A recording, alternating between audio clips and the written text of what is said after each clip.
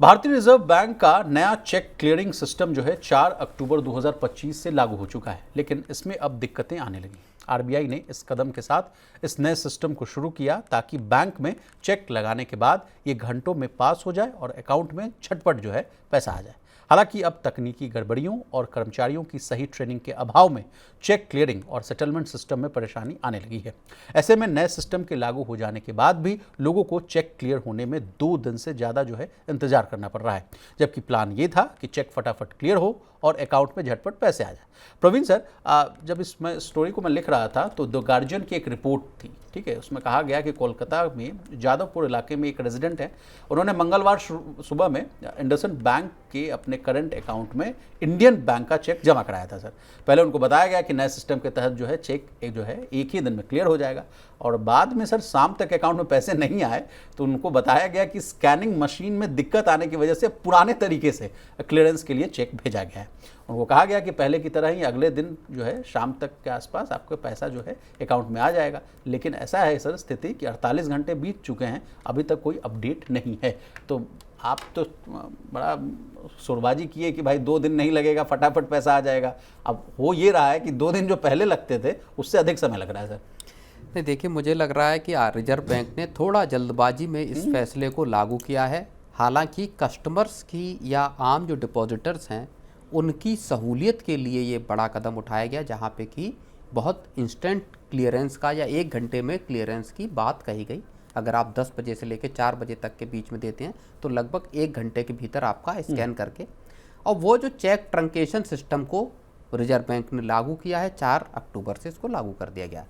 अभी तक जो चेक्स के क्लियरेंस का सिस्टम है वो बैच जो है वो बैच बेस्ड सिस्टम है, जिसमें आपका 2 दिन तक का तकरीबन वक्त लगता है। अब यहाँ पे बैंक पड़ गए हैं थोड़ा सा मुश्किल में, और शायद आरबीआई की हड़बड़ी की वजह से हुआ ये है कि 2-3 इसके बड़े फैक्टर यहाँ पे समझ में आ रहे हैं। एक तो समस्या इस बात की है कि संभवतः बैंकों का जो स्टाफ है, शाखाओं का, ब्रांचेस का, वो इस बात के लिए तैयार नहीं था मतलब प्रिपेयर्ड नहीं थे। दूसरा, उनकी सफिशिएंट पर ट्रेनिंग नहीं कहा जा रहा है सर कि नया जो सिस्टम उनको ठीक से समझ ही में नहीं आ रहा है। हाँ, तो ये ठीक उसी तरह की बात है विशाल, जैसा जब सरकारी दफ्तरों में कंप्यूटर लाए गए थे तो आप समझिए कि कुछ वर्ष लग गए थे कर्मचारियों को समझने में, अडॉप्ट करने में। कई दफ्तरों में ऐसा हुआ था कि उनको बाहर से लड़के रखने पड़े थे जो वो वहाँ सारा फीडिंग करना या डेटा डालना या उसमें कोई भी ऑपरेशन अगर करना है तो उसको, और बैंकिंग कर्मचारियों को भी लगा जब कोर बैंकिंग को लागू किया, जब सारे बैंक जो है वो इंटरनेट के जरिए जोड़ दिए गए आपस में, वहाँ बैंक कर्मचारी बड़ी मुसीबत से जूझते हुए दिखाई दिए। अगर आप जब उस वक्त शाखाओं में जाए बैंकों में, अब से लगभग 8-9-10 साल पहले की मैं बात कर रहा हूँ, बैंकों के कर्मचारियों को आप वहाँ जूझते हुए देख सकते थे। एक कर्मचारी बैठा हुआ, दूसरा उसको बता रहा है, सिखा रहा है या कोशिश कर रहे हैं, वो हडल वहाँ पे चलती हुई दिखाई देती थी। वैसी दिक्कत अब यहाँ दिखाई दे रही चेक्स के क्लियरेंस में। प्रवीण सर, ये भी कहा जा रहा है कि जो स्कैन किए गए जो चेक हैं उसकी जो तस्वीरें हैं वो साफ नहीं आ रही हैं, सिस्टम जो है वो धीमा चल रहा है, नेटवर्क फेल हो रहा है। ये तो बड़ा सबसे रिटॉरिक जो है सब सुनने को मिलता है कि भाई लिंक फेल है, कल आइएगा, बैंक पर भी काम नहीं होगा। कई चेक रिक्वेस्ट जो है वो पुराने तरीके से ही जो है सब समस्याओं की वजह से जो है प्रोसेस हो रहे हैं। तो what is the way forward sir? क्या वेट किया जाए या जो सोच कर जा रहे हैं कि भाई आज चेक लगाया पैसा आ जाएगा तो भाई 2-3 दिन रुक ही जाए?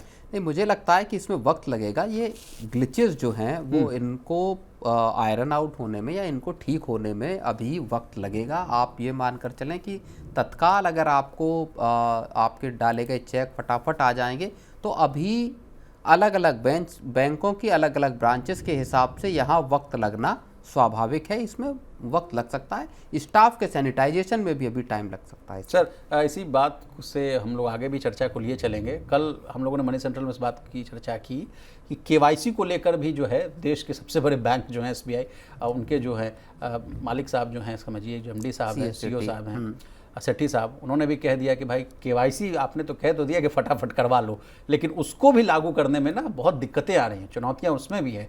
क्या वो वाला भी मामला भी क्या हड़बड़ाहट में लिया गया है?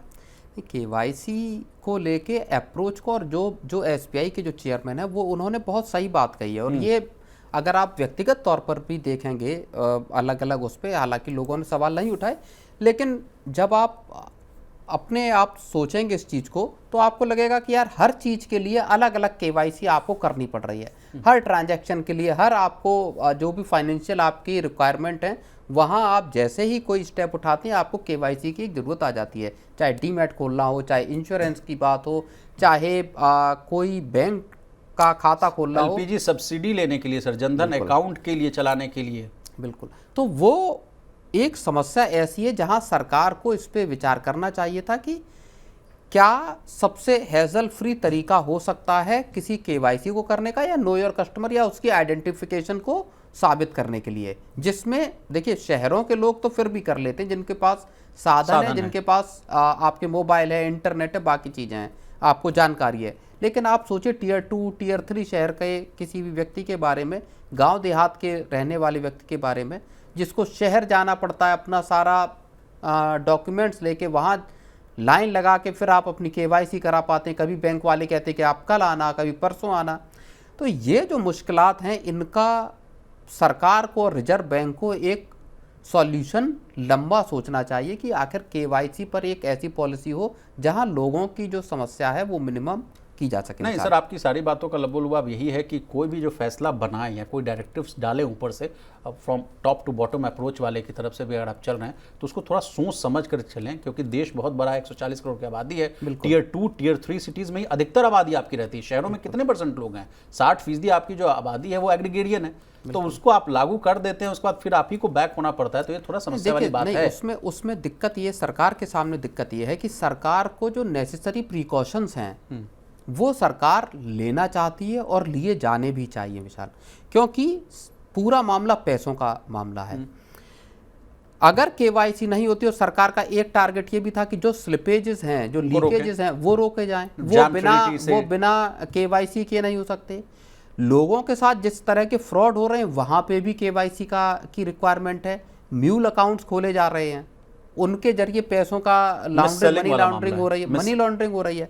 वो सब चीज़ों को हटाना कैसे है, कोई भी व्यक्ति खाता ना खोले, ये सब चीज़ों को देखना जरूरी है। इसलिए सरकार भी थोड़ी सी यहाँ पे चैलेंजिंग सिचुएशन है।